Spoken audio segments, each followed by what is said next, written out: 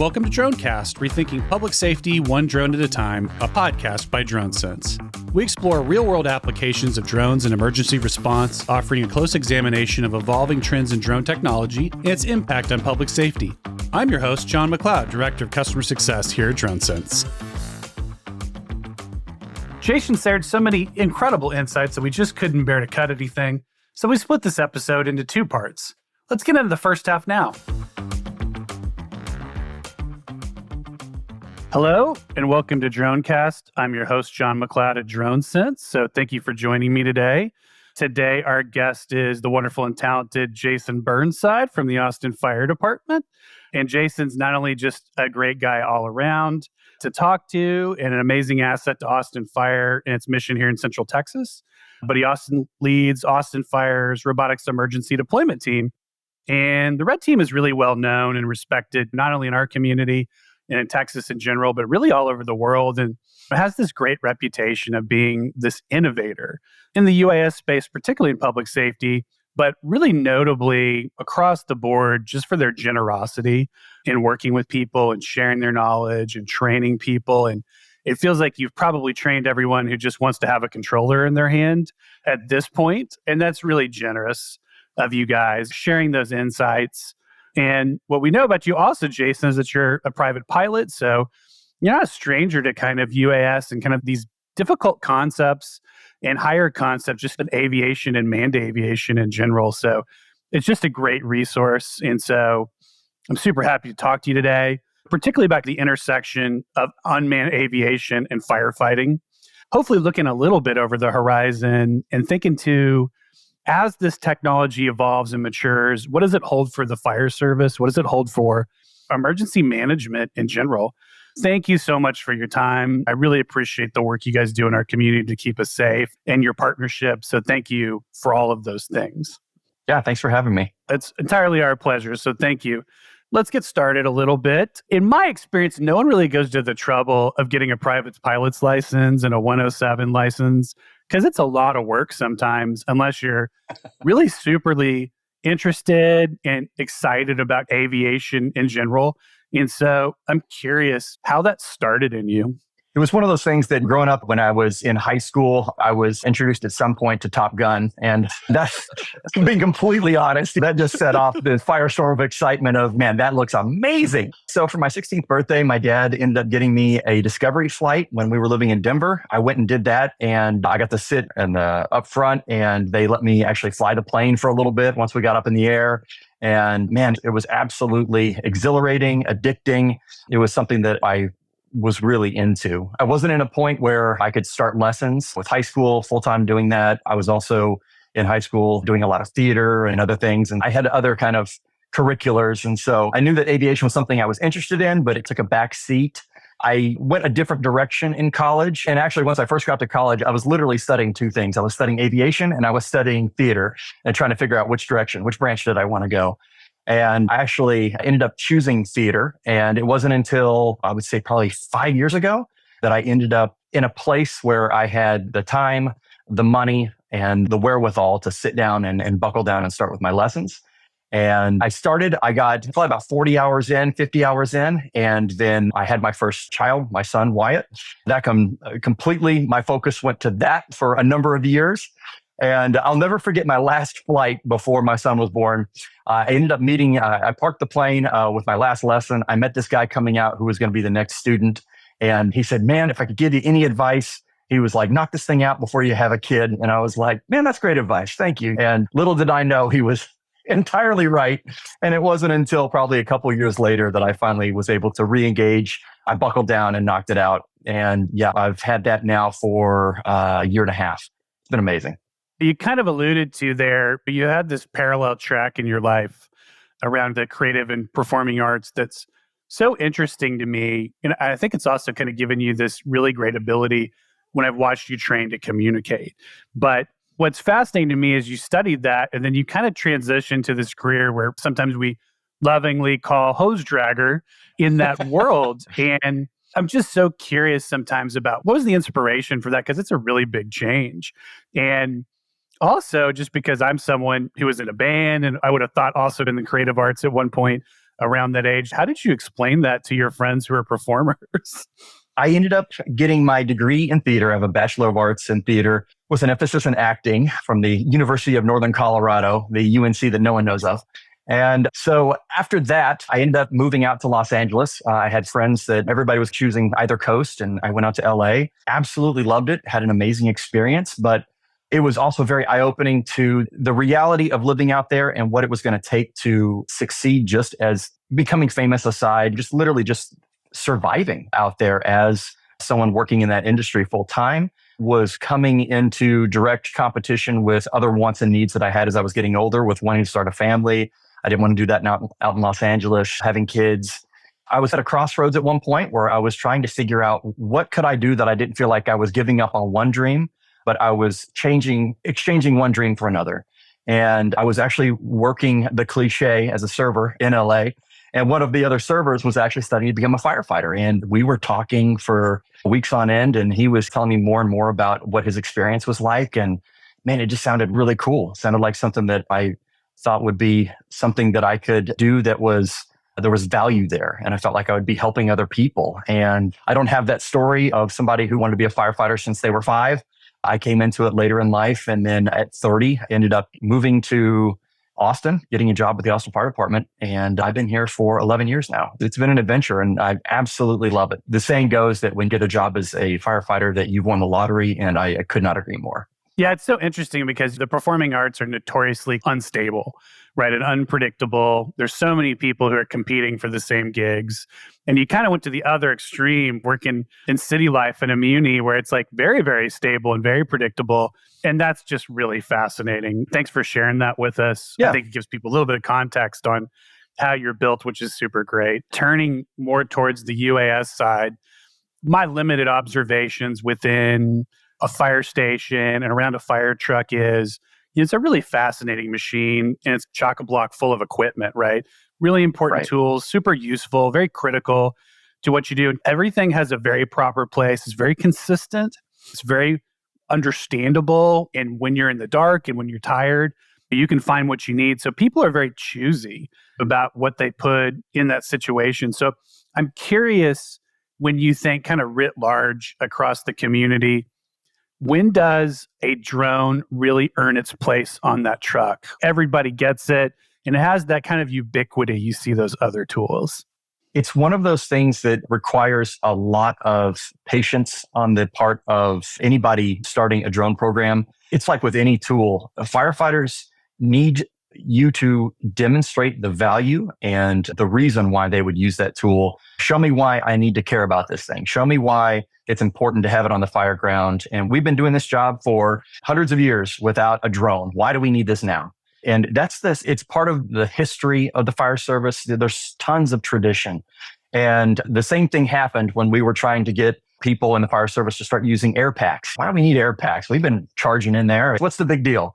And then we learn more about cancer and we learn about our ability to endure environments like that for longer periods of time. And so we start selling that, the benefits and the why behind it, all those kinds of things, us moving towards different types of power tools. And one of the new things now is power tools that are all electric. For a while, you had people like, oh, there's no way. There's no way it's going to compete with the pneumatic tools.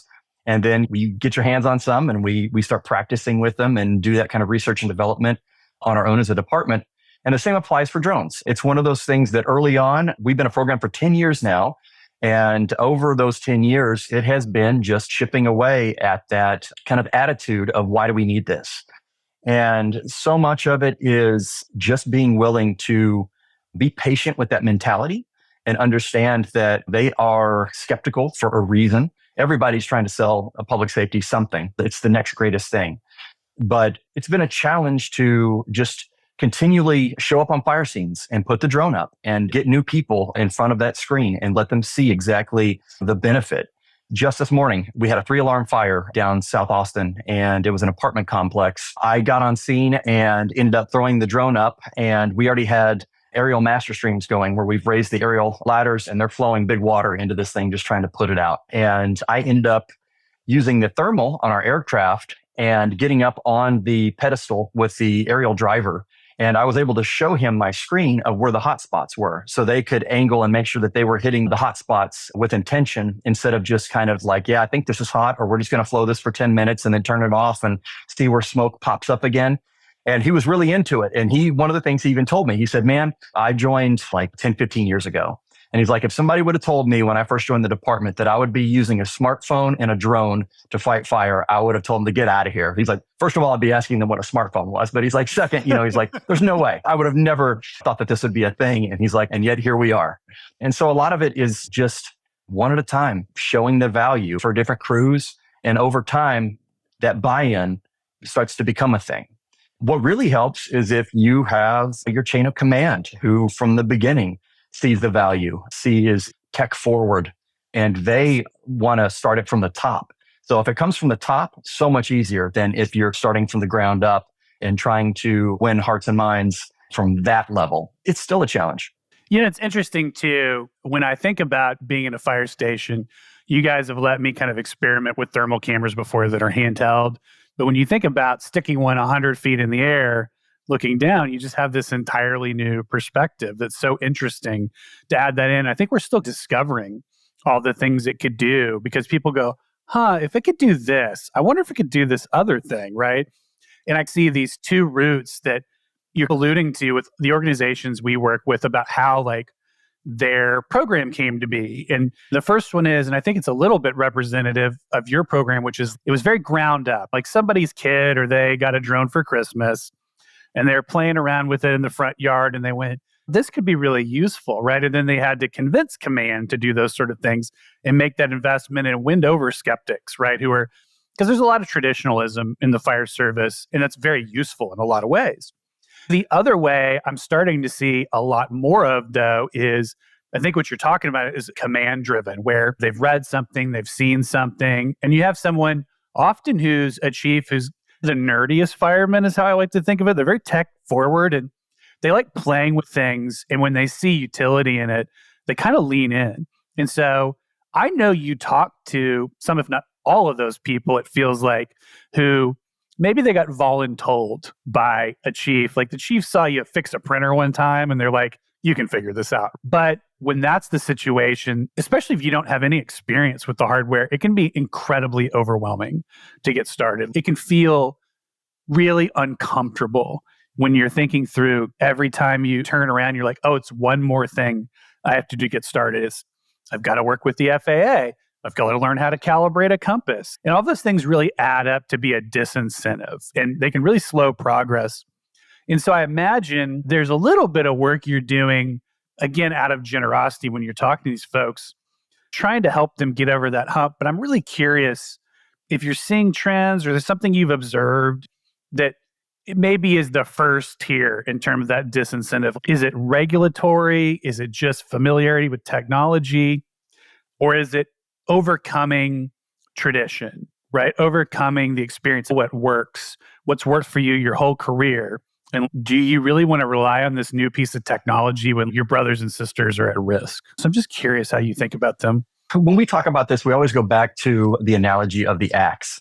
You look at a hand tool like the axe or a Halligan tool. It is simple.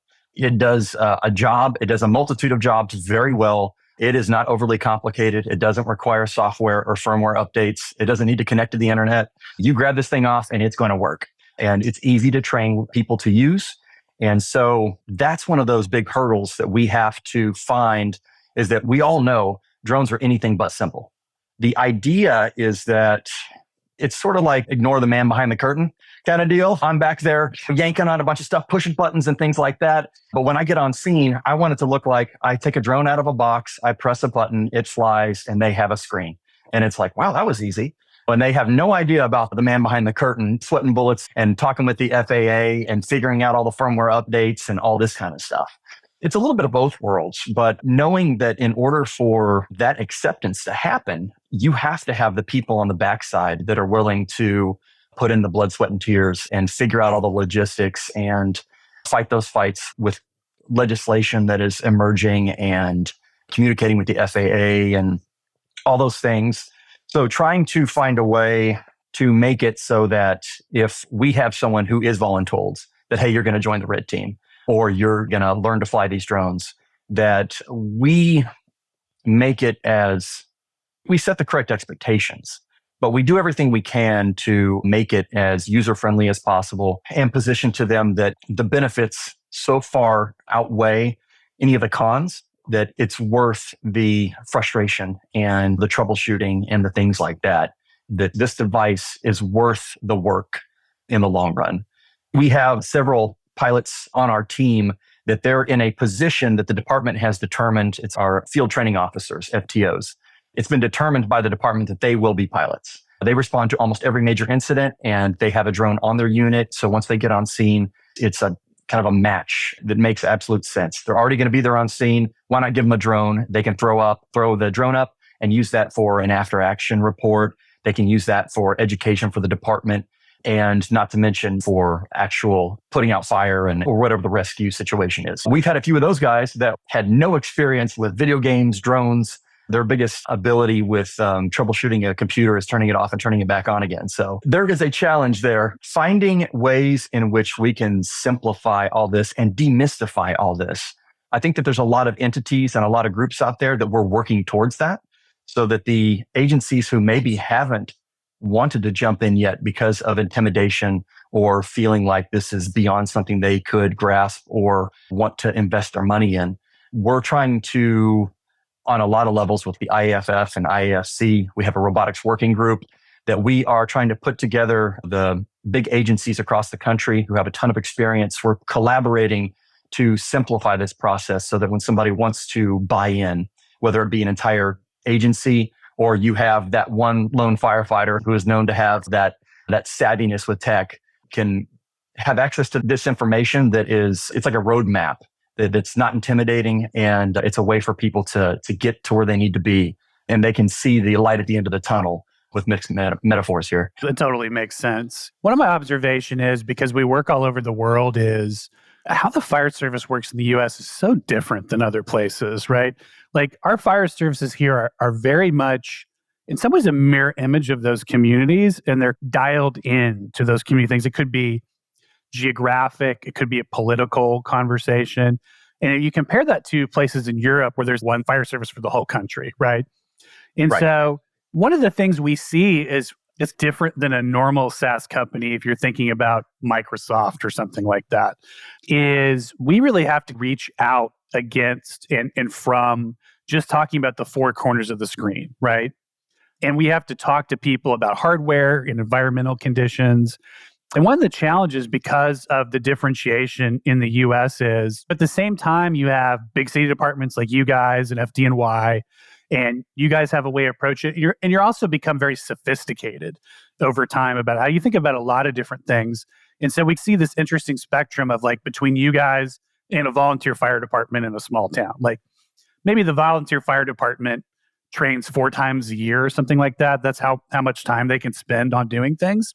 And so their preference is, when they think about the user experience, using our software, using our drones, where it's a single sheet of glass, they really need easy mode when they're working in those things, right? And then you have power users like you guys. And as those drones have become much more complex, the things they can do with camera settings, with basically it's just air performance, you can really dial that stuff in. And so, we have this big challenge, which is we have this huge amount of data revealed when we pull in data from a drone, right? And if we put it all on the screen, it might be really helpful to power users, but even probably would be really overwhelming. Like you just wouldn't know where to start. It would be a distraction. And like I said, we get a little bit of both. And so often when we're designing, we're like, what's the commonality between these groups? How do we steer into that? Do we have multiple experiences? Is there one experience that kind of serves everybody pretty well? And so I'm curious where you guys feel when you think about the future, if there's a spectrum between the easy button and kind of a more robust experience that you can customize to you, or something in between. I'm just curious what you think. And that's an interesting question. I feel like you're alluding to it. It's got to be easy, but at the same time, there has to be kind of a happy medium, right? You don't want too much information, but you need enough to where everyone can meet in the middle and be happy. No one's overwhelmed and no one's underwhelmed kind of deal. It's like when we are flying and using either using DroneSense, or if we're using even the native software, I think that everybody has it dialed in pretty well to where the same information is available. One of the things that it's interesting because, and maybe I'm from a biased perspective of I know what I'm looking at when I'm looking at a heads-up display, a HUD in a way. It's similar to like a glass cockpit. And what I'm referencing, for example, is the Matrice 30T. When you're in the FPV mode or first-person view, it has this kind of really cool and interesting HUD that displays showing you your aircraft's telemetry, vertical speed, horizontal speed, altitude, wind direction, all those kinds of things are displayed. Upon first glance, you almost need a decipher to understand what all this is, especially if you're new. I feel like that same information is conveyed just in a more, I don't say simplified format, but a more user-friendly user experience is a little more understandable for something like DroneSense, where at the bottom you have that attitude indicator, you've got the wind right in the middle, and everything is displayed around in a logical fashion. I think that it would be interesting if we were talking about having variations. I think like what you guys have right now is manageable. It's digestible for a beginner as well. I think we had another alternative version to take that same information and transition it to a heads-up display. I think the advantage to that would be for more of a power user. There's a little bit more information displayed there, but at the same time, it's overlaid over the image in almost a less obtrusive fashion. I don't know if that's even the right word. It's something where I still can see most of the image, but I still have that information there if I'm looking at that. If not, otherwise I'm looking through it, if that makes sense. It does. You bring up an interesting point, and it's something we're actually prototyping and have been for a while, which is augmented reality, different ways of displaying that information that are helpful in the situation. And you see this expansion of technology, particularly in Meta and Apple, with kind of these VR goggle sort of situations. And it's not fully baked yet. Like, we don't really know what it is that technology needs to do to be truly useful and adopted. But even you're alluding to heads-up displays, like in a lot of kind of the higher-end cars, like a Corvette and Mercedes, like that's just becoming norm. And people will start to pick that up, which is really fascinating. I think the hardest part is, again, not overwhelming the user, just figuring out like what's the critical information, because FPV is great, but it's also disorienting for some people as well too. But I'm super excited to see how that shakes out. And we would like to breathe into that quite a bit because we feel like we communicate with our users really well. And we also have so many former public safety people on staff who really have that firsthand knowledge. So love the feedback you guys give as we're thinking through that. Love sharing prototypes with you guys and really letting you tell us like, well, this was crap and this was really good, and letting us refine that stuff. This sounded good on paper, guys, but this is really not a great idea, because we can have all these hypotheses in our head, but I'm not out there at 6 o'clock in the morning flying over an apartment fire. It's just not how my life is organized, right? Fundamentally, I'm a software designer. And so it's just really interesting to, instead of assuming, really get direct feedback from you guys and say, tell me what your life is like. Tell me how we make that just a little bit easier, because I try to live in your shoes as much as I can. I try to appreciate that I don't at the same time. Thanks for all that feedback. When I'm thinking about also, fire department's not static. There are people retiring, there are people coming into the service, and there's a lot of mentorship between those two groups, this really critical functioning system. There's a lot of tribal knowledge, there's a lot of encouragement. And so I'm thinking, if you are a new fireman, like you've just finished a lot of your education, going through your practical education, if you're in a department that has drones, like you're never going to question it because you just assumed it was always there in some way, because that's your reality. If you're 20 years into your career, maybe a few years of it, this technology has been around, right? And you can be reluctant to that idea, right? And people express that a lot of different ways, saying, I honestly just don't feel like taking a risk on it. And so I know you encounter that, right, from time to time, and have definitely during your career. And you are such a talented communicator in that space. When I've watched you train people, that really stuck out to me. And so I think about those things a little bit as we talk to people. But I'm curious what you've learned that's worked over time. Like, how do you frame that? How do you put some of those fears to ease? Is it repetition? Is it demonstrating the solution?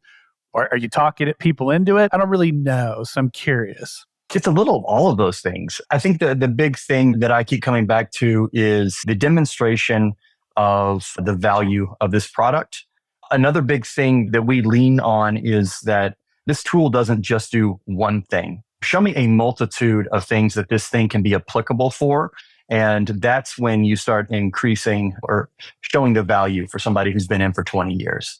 The other thing is, let me show you how this thing is going to either make your job easier or get you back to the fire station sooner, and so that you're not sitting on something for an extended period of time, all because of a lack of information that we could have with this drone. I think too, in the fire service, there are the agencies that every fire service looks up to. And you have those that live in, that kind of have this mystique and mystery, and that are the old fire departments, FDNY, Boston Fire, Chicago Fire, these massive departments that have been around for a long time, steeped in tradition, that really tend to lead the way when it comes to trying to test out new equipment. Because they are so large, because they are in the metropolitan areas that they're in, they tend to get a huge influx in grant funding and just money in general. And so they tend to be the departments that lead the way in a lot of areas for emerging technology, whether it be public safety in general or fire service specifically. And so being able to point to those guys and say, let me tell you how FDNY is doing it. And every firefighter's ears perk up because, oh, okay, cool. When we can point to those big agencies and say, that's how FDNY is doing it, I think that lends credence and that lends legitimacy to their ability to say, okay, all right, well, if those guys are doing it, then you have my attention. All those things are useful. I think truly believing in what you're doing. I feel for anybody in any career that is voluntold to do something that you may not be excited about. I think it really helps to have people who are bought into what this is and what this can be for the future of the fire service, how this can make us better at our job, how this can help make us safer. So our sisters and brothers in the fire service and other public safety agencies are going home at the end of the day, how we can better serve our communities. It's funny because there's not one thing out there that is a do-all for all things, but the more we have the opportunity to learn about what drones can do for us in so many aspects of public safety, I feel like it's really tearing down walls of any kind of resistance or hesitation from the community to people within the fire service, public safety, things along those lines. I think it's getting to a point now where it's really hard for people to ignore and to sit on the sidelines and watch other people have these wins and these successes with this technology. One of the interesting observations I've had recently, because I came from previously the artificial intelligence world, and I'm seeing kind of the speed of technological innovation just super accelerate. If you had told me then that my daughter, who's a high school senior, would be using ChatGPT in her English class as part of the curriculum, I would not have believed you and not understood what that meant, right? And I had a pretty good understanding of the technology. And I see the same thing with drones. Like these equipment manufacturers in particular, or makers of the aircraft, are spending a fortune in R&D right now. They're really driving things forward and trying to figure something out. And so like the lifespan of a drone is not like on a 5-year depreciation schedule, like a lot of machines and hardware in a municipal or state environment. Like an aircraft really may be useful for 2 years before like it doesn't have the processing power to do this kind of stuff. And so what's very opaque to me sometimes is, what is it going to look like in 5 years? Like I know it's going to look like in 6 months. Like I have a pretty good idea of that, but the 5 to 10 year window to me is both very exciting and very unclear in terms of what capabilities are going to come forward. I know you're an early adopter personality and you think about that stuff as well too. And so I'm curious, when you hear stuff in the media or popular culture, also people within our industry about, gosh, I'm excited about hearing this thing might come into our world and be very accessible. I'm just curious, like what features or capabilities that don't exist today that you're like, I kind of understand what I can do with what I have today, but gosh, if I had that, it'd be really cool. It's funny that you talking about this. Is I tell our pilots all the time, who knows where we'll be in 5 years, 10 years, if we're even still flying these things. It could very well be that it's one of those things that as the Red Team, we are now maintaining this equipment and it lives in a box on top of a fire station across the city that opens up autonomously at the press of a button at our dispatch center. And it sends that drone to that location, which we already know is being tested and trialed in multiple different places across the country with Chula Vista, Pearland, things along those lines. What's exciting for me is seeing when we can get that technology that is going to be more accessible, and we don't have the regulatory hindrances of requiring a visual camera system that is monitoring the airspace. That is a prerequisite to have this. That software or the camera system is more expensive than the drone and everything else. It's prohibitively expensive for most agencies. I think if we can get to a point where we have the ability to track this stuff, similar to the way that we do with manned aviation, crewed aviation with like Flight Radar 24, you can pull up that app and you can see where everything's located for deconfliction purposes and things like that. I don't know if remote ID is necessarily going to be that. If we could get to the point where we have this Venn diagram lined out of where drones can fly across the city, and we have those strategic locations that drones are positioned on structures or things like that, fire stations, police stations, municipal buildings, that we can then just launch at the press of a button and it gets on station faster than most of our resources would get there, and then start providing actionable intelligence and real-time footage. That to me is, I think, where this whole thing is going. I think that's going to be inevitable. I think probably we still will have pilots manning the aircraft, but in a different way. The DroneSense remote that you guys are working with, I think that is probably going to be the path. You will have drones on standby across the city and one or two pilots that will be on shift, probably at dispatch or something like that, that will have the ability that once that drone is launched, they have the ability to take control at any point. And you would, again, in theory, have one or two pilots on shift for the entire city, for your entire fleet of aircraft. I can easily see that's the way that things are going. And that is going to open up a ton of options for us. And not to say that will completely replace having a drone on a truck and being able to go mobile with that. I think there's obviously going to be those use cases and the needs for that, but a combination of those things. And hopefully with regulation going as it is, I know that the FAA is working with areas like the Dallas-Fort Worth Metroplex on coming up with that advanced air mobility corridors and what that's going to look like for drone deliveries, for vertiports and things like that, people movers. I think it's coming. I think it's going to be really interesting to see how quickly this evolves. But I think we're probably still 5 years out on the drone side of things, and then maybe 10 years out before we're fully integrating the airspace with these air taxis and things like that. And that might even be optimistic. Oh, yeah, for sure. Thanks, Jason. That's a really interesting approach, and we can't wait to hear the rest of your insights next time on Dronecast, Rethinking Public Safety.